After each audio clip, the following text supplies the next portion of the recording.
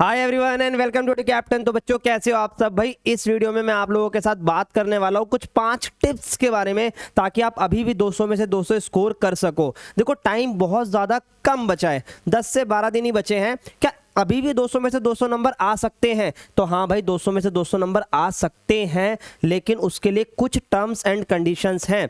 आपके प्रीवियस गुण या आपके पुराने कर्म अच्छे होने चाहिए, तभी ये चीज़ आप फॉलो कर पाओगे, पहली चीज़। दूसरी चीज़ कि भाई वो 5 टिप्स क्या होंगी। अब ये मैथ्स है, मैं आपको इसमें ऐसा तो नहीं बोलने वाला कि भाई सुबह उठ जाना, नहा धोकर बैठ के पढ़ाई करना, शाम को घूमने मत जाना, ये वाली टिप्स नहीं होने वाली है इसमें। टाइम मैनेजमेंट करना, ये भी टिप्स नहीं होने वाली है। टिप्स होगी सीधा पढ़ाई से रिलेटेड। अब वो क्या क्या हो सकती है, आइए मैं आपको दिखाता हूं। ध्यान से सुनिएगा भाई।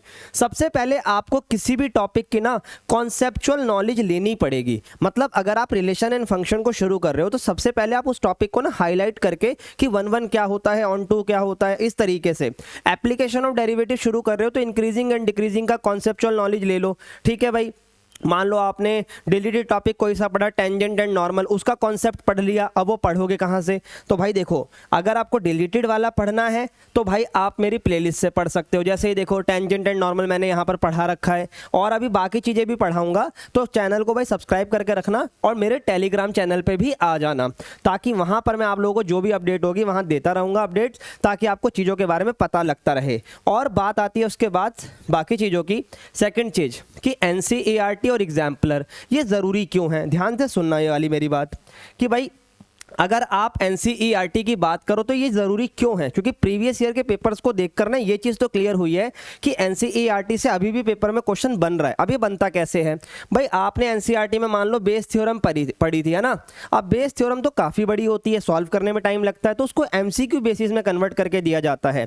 अगर आपने थोड़ी सी पढ़ाई करी है तो आपको वो क्वेश्चन याद होगा जिसमें डॉक्टर बस ट्रेन वगैरह से आता है और आने में लेट हो जाता है, तो उस क्वेश्चन को MCQ कर प्रीवियस ईयर में पूछा गया है। ये बात कन्फर्म बेसिस पे बता रहा हूं, प्रीवियस ईयर के पेपर को देख के बता रहा हूं। ठीक है।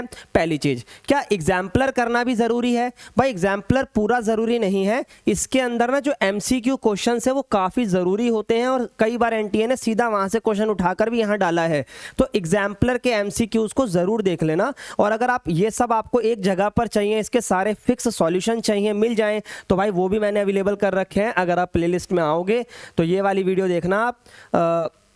कहाँ गया भाई? हाँ, डोंट स्टडी NCERT वाली। यहाँ पर मैंने बताया है कि NCERT को कैसे यूज़ करना है। हर चैप्टर के सॉल्यूशन यहाँ पर अवेलेबल है, चाहे एग्जाम्पलर हो चाहे NCERT की बुक हो। ठीक है। उसके बाद बात करते हैं all formula at one place. भाई अगर सारे फार्मूला एक जगह पर इकट्ठे चाहते हो तो ये आपको मैंने चीट शीट भी प्रोवाइड कर रखी है, ये टेलीग्राम के चैनल पे मिल जाएगी। तो ये 3 चीज़ें अपने को सबसे ज़्यादा ज़रूरी हैं। पहली, आपको हर एक टॉपिक की कॉन्सेप्ट नॉलेज होनी चाहिए।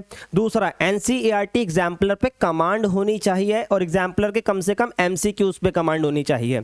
उसके बाद सारे फार्मूला एक जगह पर आपके पास होने चाहिए। और चौथी और पाँचवीं चीज़ सबसे ज़्यादा ज़रूरी है कि प्रीवियस ईयर क्वेश्चन करने ही करने हैं, उनको छोड़ने का कोई ऑप्शन ही नहीं है।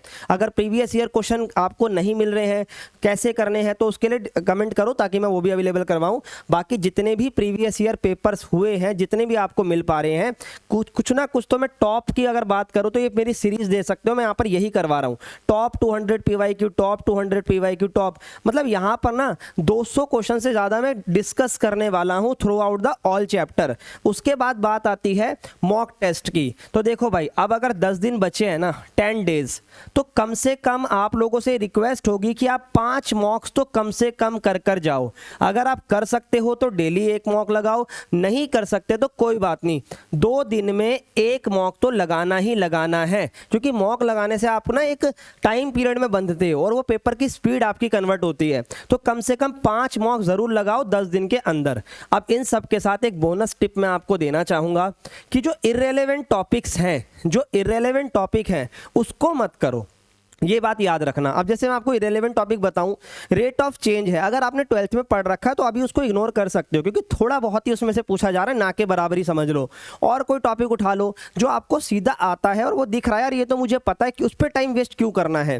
तो इस तरीके से भी तैयारी करी जा सकती है। अब अगर मैं बात करूँ, इनवर्स ट्रिग्नोमेट्री में प्रिंसिपल वैल्यू सबको आती है, क्यों उस पर टाइम वेस्ट करना है।